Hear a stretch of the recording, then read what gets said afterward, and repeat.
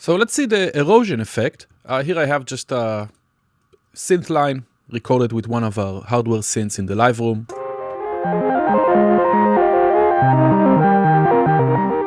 Now let's load the erosion on it. And erosion is a digital distortion type of effect based on a very short delay with filtered noise or a sine wave that is being modulated.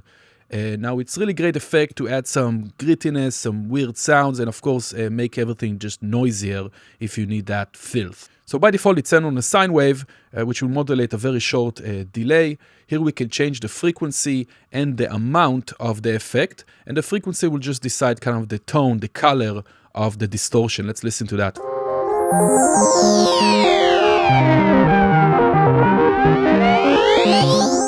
So the sine gives us a somewhat similar effect to the Redux, which we cover in a different video, and it's a very great kind of downsampling kind of effect, which you can of course automate and create a bunch of crazy modulations.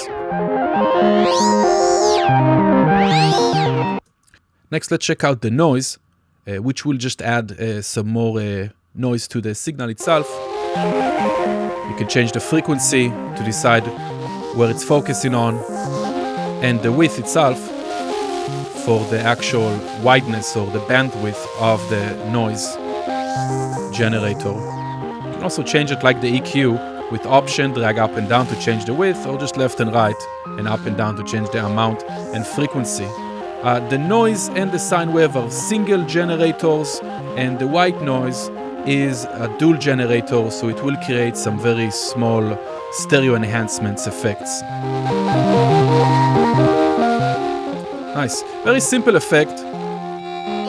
If you need to add any type of noise or a more grit, more kind of reduxy type of effect with the sine,